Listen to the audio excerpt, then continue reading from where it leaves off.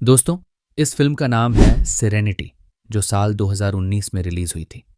इसकी कहानी में एक रहस्यमयी द्वीप होता है जहां पर डिल नाम का एक आदमी फंसा हुआ है। वो ये जानने की कोशिश करता है कि वह इस द्वीप पर आया कैसे और कब, क्योंकि यहां से बाहर जाने का कोई रास्ता नहीं था। समझने के लिए अंत तक जरूर देखें।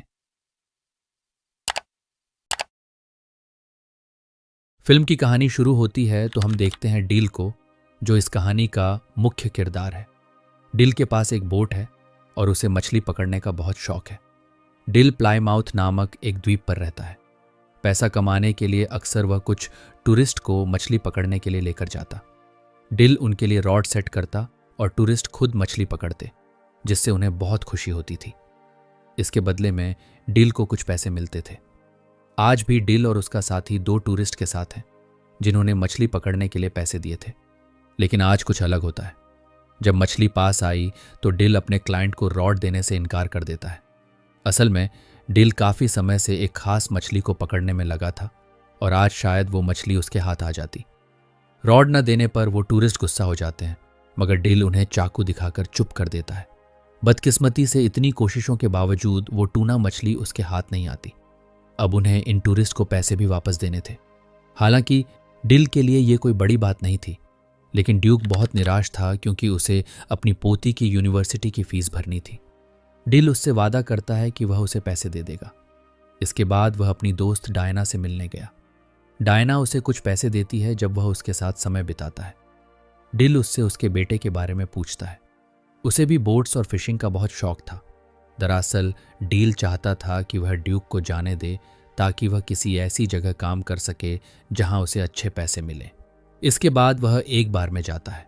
बारटेंडर से बातचीत के दौरान हमें पता चलता है कि यहाँ के लोगों को एक दूसरे के बारे में छोटी से छोटी बात भी पता होती है। अब ऐसा क्यों है, ये हम आगे जानेंगे। बारटेंडर कहता है कि तुमने 4 बार उस मछली को पकड़ने की कोशिश की है, तुम्हें उसे कोई नाम देना चाहिए। तो डिल कहता है कि उसका नाम जस्टिस है।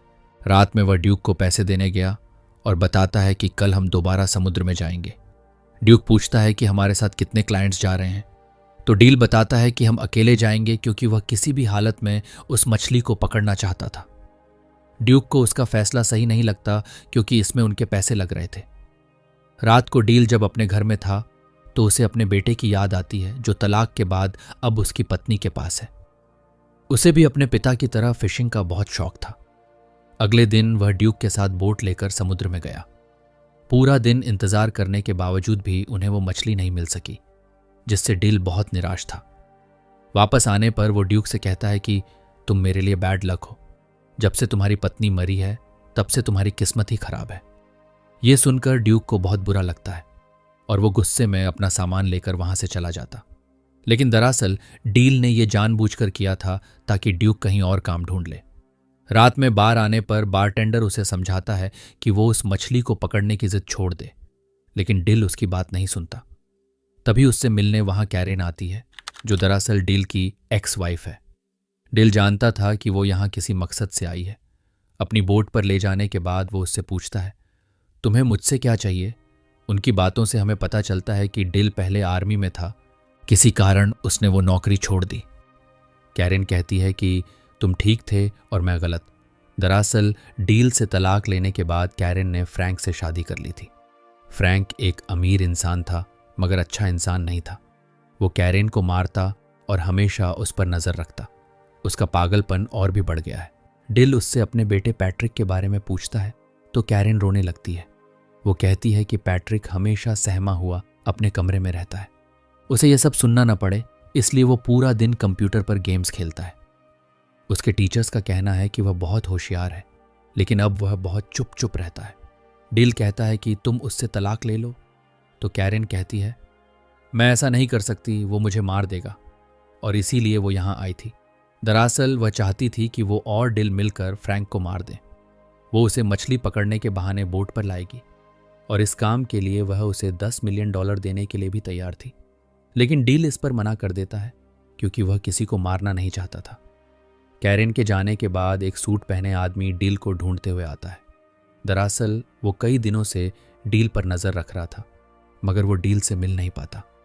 अगली सुबह जब डिल समुद्र में नहाने गया तो उसे अपने बेटे की आवाज़ सुनाई दी और एक पल के लिए उसे उसका चेहरा भी दिखाई दिया।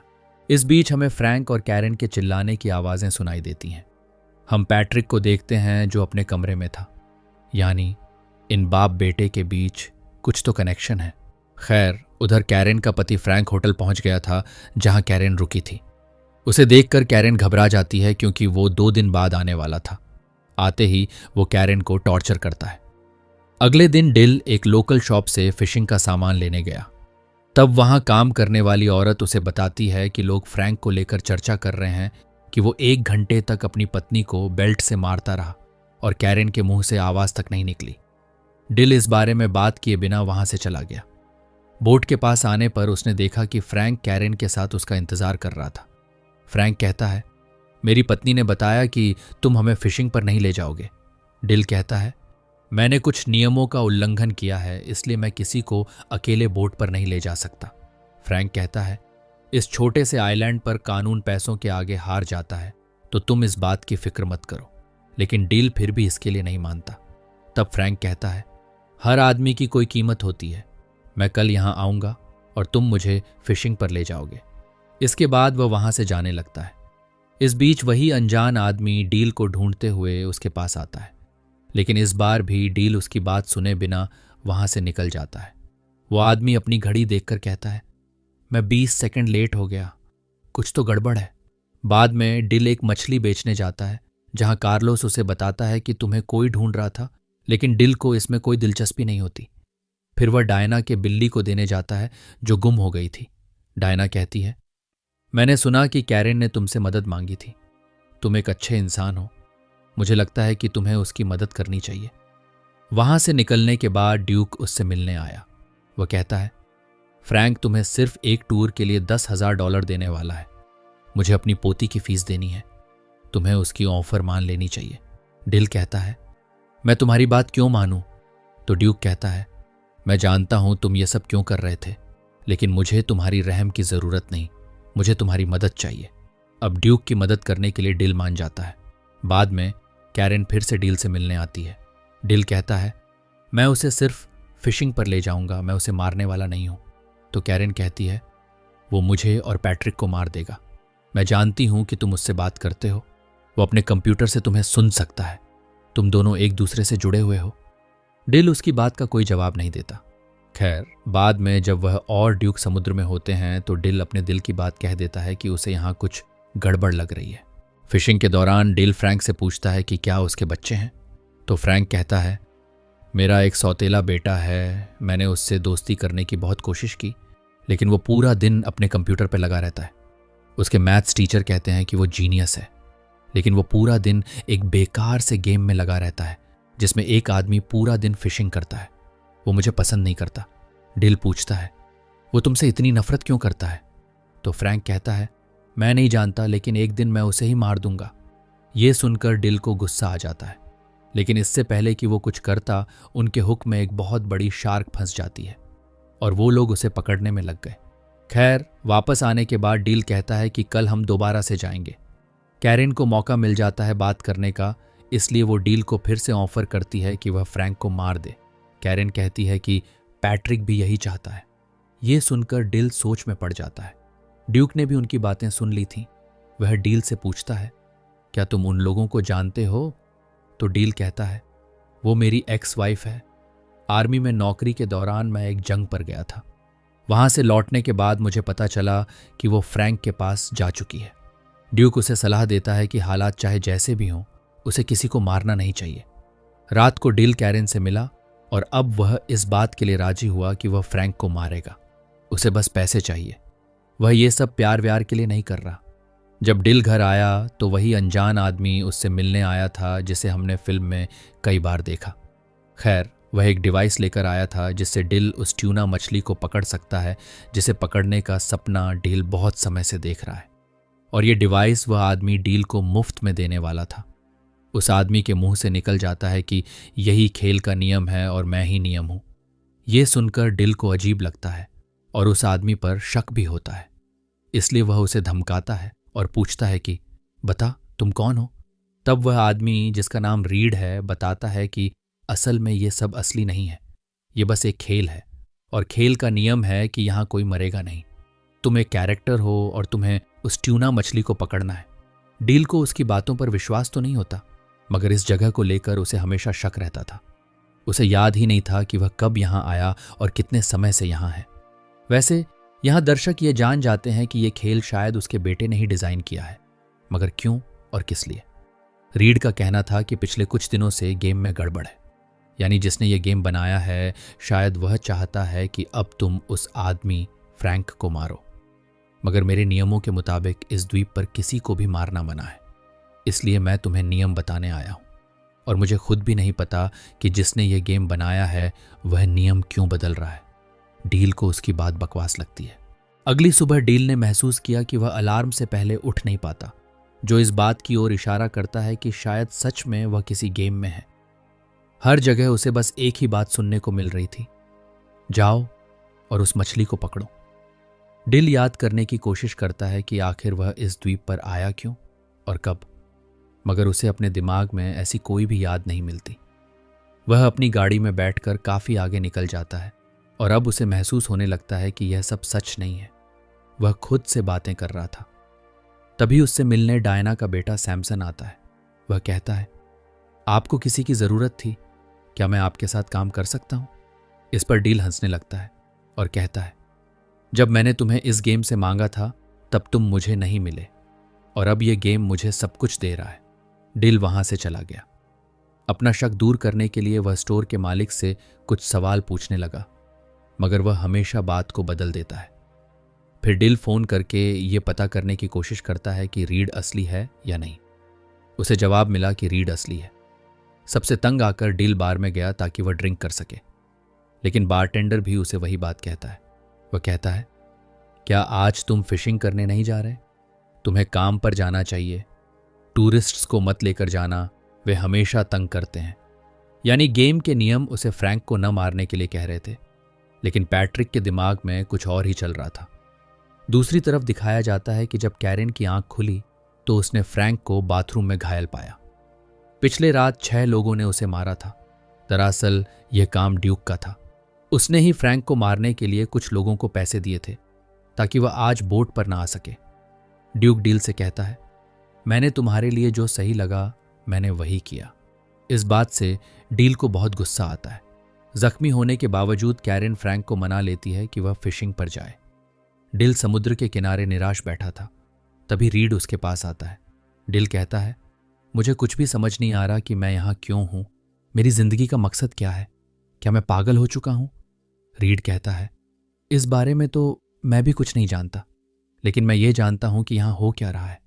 हम सब किसी का सपना है और हमारे बारे में सिर्फ वही जानता है जिसने हमें बनाया है, और शायद तुम जानते हो कि वो कौन है। तो डील कहता है, हाँ, वो एक छोटा बच्चा है जो एक अंधेरे कमरे में बैठकर हमें देख रहा है। उसका सौतेला बाप उसकी माँ को मारता रहता है। शायद इसी वजह से उसने ये गेम बनाया है, इस उम्मीद में कि शायद एक दिन वह अपने असली पिता को वापस ला सके और अपने सौतेले बाप को सबक सिखा सके। वो चाहता है कि मैं उसे इंसाफ दिलाऊं, इसीलिए मैं आज फ्रैंक को मारूंगा, चाहे कुछ भी हो जाए। इस पर रीड कहता है, अगर तुम यही चाहते हो तो मैं गेम के नियम तोड़ दूंगा। अगर हमारा निर्माता यही चाहता है तो तुम्हें ऐसा ही करना चाहिए। कैरेन फ्रैंक को बोट पर ले आती है। इस पर डिल भागकर अपनी बोट की तरफ जाता है। दरअसल पैट्रिक ने एक ऐसा गेम बनाया था जिसमें वह अपने पिता के साथ समय बिता सके, लेकिन जैसे जैसे उसके सौतेले बाप का टॉर्चर बढ़ता गया, पैट्रिक के दिल में उसे मारने की आग भी बढ़ती गई। पैट्रिक बस यही चाहता था कि उसे कोई संकेत मिले कि फ्रैंक को मारना गलत नहीं है। इसलिए उसने गेम में डील को सोचने की इजाजत दी ताकि डिल अपने दिल की सुने, और जो भी उसका फैसला हो पैट्रिक भी वही करेगा। यही वजह थी कि गेम उसे बार बार याद दिला रहा था कि उसे बस मछली को पकड़ना है, लेकिन डिल की सोच बदलने लगी थी। खैर, डिल बोट के पास पहुंचता है जहां फ्रैंक और कैरेन पहले से ही मौजूद थे। डिल फ्रैंक को समुद्र में ले जाता है। फ्रैंक की हालत पहले से ही बहुत खराब थी और कैरेन ने उसे नशे में भी रखा था। तभी उन्हें पता चलता है कि बोट पर सैमसन भी है, जो उनके प्लान को बिगाड़ सकता था। लेकिन अंत में जब डिल ने रॉड फ्रैंक के हाथ में थमा दी तो शार्क उसे समुद्र में खींच लेती है और उसका अंत हो जाता है। असल दुनिया में पैट्रिक यानी डील का बेटा अपने सौतेले पिता फ्रैंक को सच में मार देता है और हम समझ पाते हैं कि डील की असली लड़ाई तो मौत के साथ ही खत्म हो चुकी थी। गेम में जो है वो तो बस पैट्रिक के ख्याल हैं। खैर, इस कत्ल के बाद पैट्रिक को मानसिक अस्पताल में रखा जाता है। गेम में हम देखते हैं कि कैरन डील को अलविदा कहती है, लेकिन डील में उसने पैट्रिक को अपनाने की शर्त रखी थी। डील जानता था कि वह बस एक गेम है। तब कैरन रोते हुए कहती है, कभी ना कभी तुम मुझसे ज़रूर मिलोगे। तभी कैरन वहाँ से गायब हो जाती है और डील के पास एक फ़ोन पर कॉल आता है। कॉल की दूसरी तरफ पैट्रिक था। उसकी आवाज़ सुनकर डील भावुक हो जाता है।